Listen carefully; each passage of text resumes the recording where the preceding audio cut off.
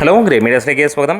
Sensational advance സെയിലാണ് പാട്രിയോട്ടിന് Australian മാർക്കറ്റിൽ കാണാൻ കഴിയുന്നത്. അതെ, സെറ്റ് ഫയർ എന്ന് തന്നെ പറയാം. ഫയർ മോഡും ഫയർ ബ്രാൻഡുമായി നമുക്ക് അതിനെ കാണാൻ കഴിയുമ്പോൾ ചാനലൊന്ന് സബ്സ്ക്രൈബ് ചെയ്തേക്കുക. Second Mollywood to move to 100K എന്നുള്ളതാണ് അഡ്വാൻസ് സെയിലിലൂടെ വരുന്നത്. ഇതിനു മുമ്പ് ആകെ എമ്പുരാൻ മാത്രമാണ് ഇതിന് മുകളിൽ നിൽക്കുന്നത്. ഇപ്പോൾ തന്നെ നമുക്ക് ലഭിച്ചിരിക്കുന്ന കണക്കുകൾ പ്രകാരം 140K ആണ് അഡ്വാൻസ് സെയിലിലൂടെ സിനിമയ്ക്ക് ലഭിച്ചിരിക്കുന്നത്. അങ്ങനെ all time second biggest pre sale എത്തിയിരിക്കുകയാണ് ഈ ഒരു സിനിമ.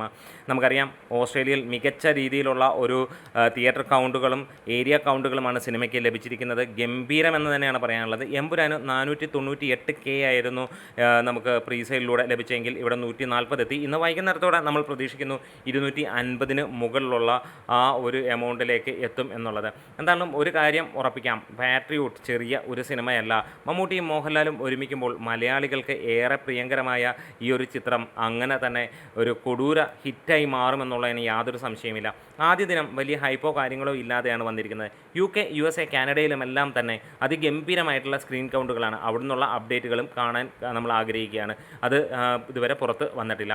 ഏകദേശം 30 കോടിയോളം ആദ്യ ദിനം എത്തുമെന്നുള്ള പ്രതീക്ഷ തന്നെയാണ്. ഇന്ന് മണിക്കൂറിൽ വേഗം കൂടുന്നു എന്നുള്ളതാണ്. ഇപ്പോൾ 5500 ടിക്കറ്റുകളാണ് സിനിമയ്ക്ക് വിറ്റുപോയിക്കൊണ്ടിരിക്കുന്നത്. റെസ്റ്റ് ഓഫ് ഇന്ത്യയിൽ 1 കോടിക്ക് മുകളിലേക്കുള്ള അഡ്വാൻസിൽ എത്തുമെന്നുള്ള പ്രതീക്ഷയാണ്. ഏകദേശം 60 ലക്ഷം രൂപ കഴിഞ്ഞിരിക്കുകയാണ്.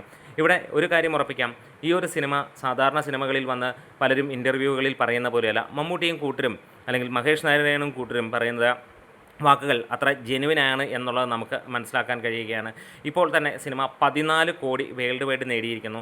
ആദ്യ വാരത്തിൽ 17.5 കോടിയും കടന്ന് 18 കോടി ടച്ച് ചെയ്യുകയാണ് ഈ ഒരു സിനിമ.